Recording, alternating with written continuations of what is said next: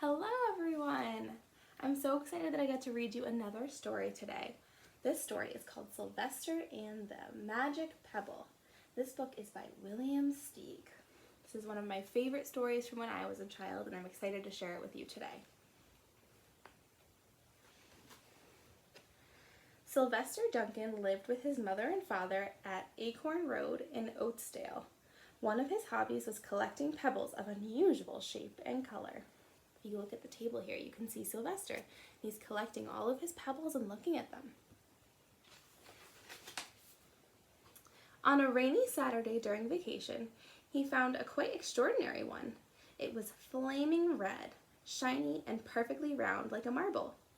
As he was studying this remarkable pebble, he began to shiver, probably from excitement, and the rain felt cold on his back. "I wish it would stop raining," he said.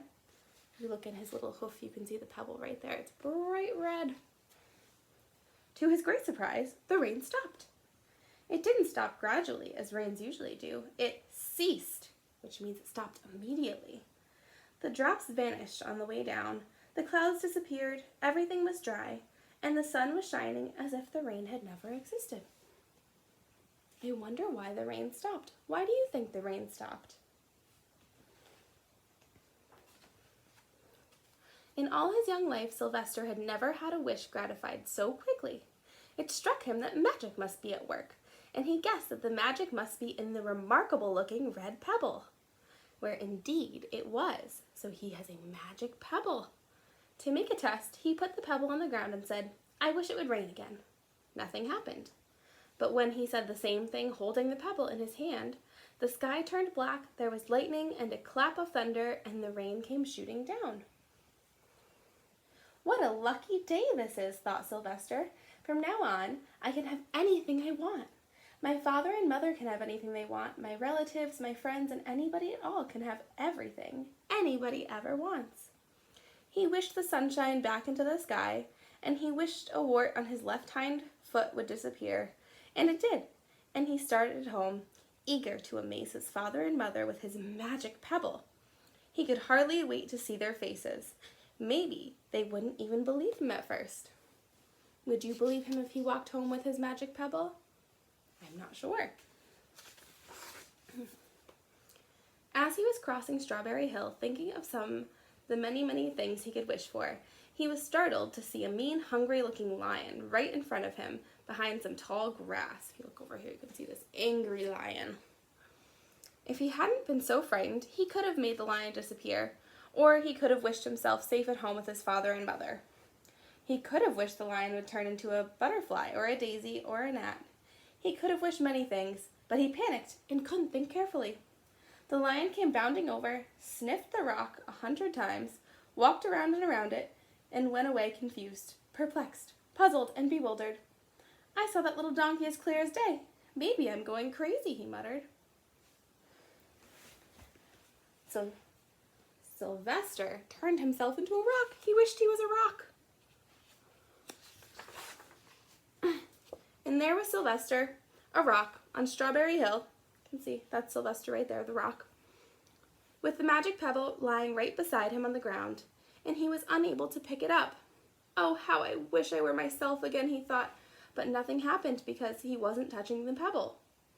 His thoughts began to race crazily. He was scared and worried. Being helpless, he felt hopeless.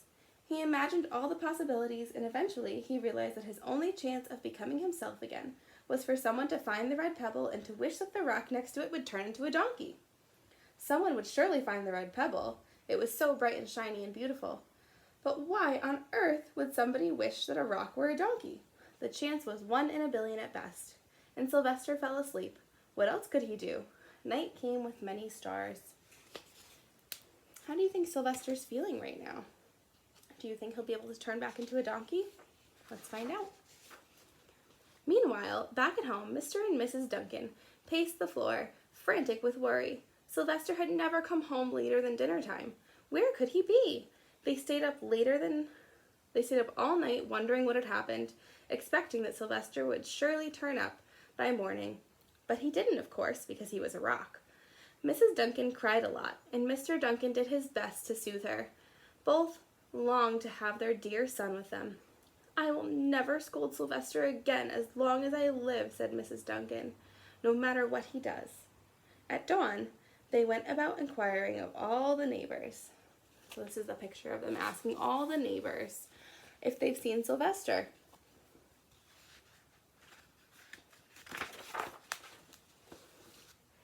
They talked to all the children, the puppies, the kittens, the colts, the piglets. No one had seen Sylvester since the day before yesterday. They went to the police. The police could not find their child either. Why can no one find Sylvester? Does he look like a donkey right now? No, he looks like a rock, so he must be pretty hard to find. All the dogs in Oatsdale went searching for him. They sniffed behind every rock and tree and blade of grass, into every nook and gully of the neighborhood and beyond, but found not a scent of him. They sniffed the rock on Strawberry Hill, but it smelled like a rock. It didn't smell like Sylvester. After a month of searching the same places over and over again, and asking the same neighbors over and over again, Mr. and Mrs. Duncan no longer knew what to do. They decided that something terrible must have happened, and that they would probably never see their son again, though at that time he was less than a mile away, sitting on Strawberry Hill, and they didn't know it. They tried their best to be happy, to go about their usual lives, but their usual ways included Sylvester, and they were always reminded of him. They were miserable. Life was meaningless for them because they missed Sylvester so much. Night followed day and day followed night over and over again. Sylvester on the hill woke up less and less often. When he was awake, he was only hopeless and unhappy. He really missed his family. He felt he would be a rock forever, and he tried to get used to it. He went into an endless sleep. The days grew colder. Fall came with the leaves changing color, and the leaves fell and the grass bent to the ground.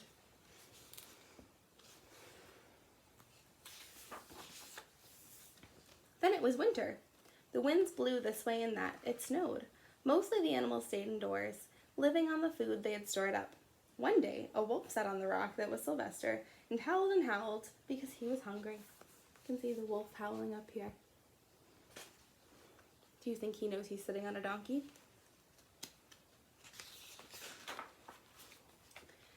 Then the snow melted. The earth warmed up in the spring sun and things budded. This is where we are right now. We have nice things and buds on our trees. Leaves were on trees again. Flowers showed their young faces.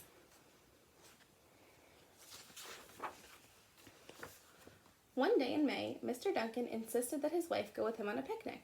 "Let's cheer up," he said. "Let us try to live again and be happy, even without Sylvester." They went to Strawberry Hill. Mrs. Duncan sat down on the rock. The warmth of his own mother sitting on him woke Sylvester up from his deep, deep winter sleep. Oh, how he wanted to shout, "Mother, Father, it's me, Sylvester, I'm right here." But he couldn't talk. He had no voice. Mr. Duncan walked around while Mrs. Duncan set out the picnic food on the rock. Alfalfa sandwiches, pickled oats, sassafras salad.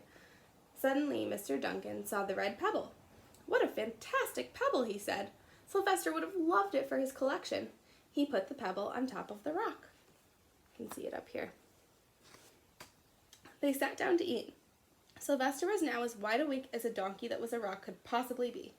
Mrs. Duncan felt some mysterious excitement. "You know, Father," she said suddenly, "I have the strangest feeling that our dear Sylvester is still alive and not that far away." I am, Sylvester wanted to shout, but he couldn't. If only he had realized that the pebble resting on his back was the magic pebble. "Oh, how I wish he were here with us on this lovely day," said Mrs. Duncan. Mr. Duncan looked sadly at the ground.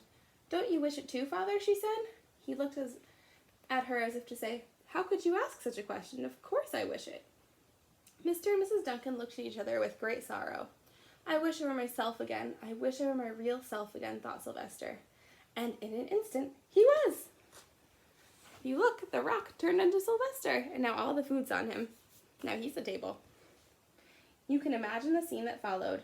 The embraces, the kisses, the questions, the answers, the loving looks, and all the excitement. They're so happy to be a family again. When they had eventually calmed down a bit and had gotten home, Mr. Duncan put the magic pebble in an iron safe. Someday they might want to use it, but really for now, what more could they wish for? They had all they had ever wanted right there. What a beautiful hug. Sylvester got back to his family and they had all they ever wanted, and that was enough magic for them. Well, I hope you enjoyed our story, and I hope you hug your family extra tight tonight like Sylvester hugged his family. Have a great week. Bye!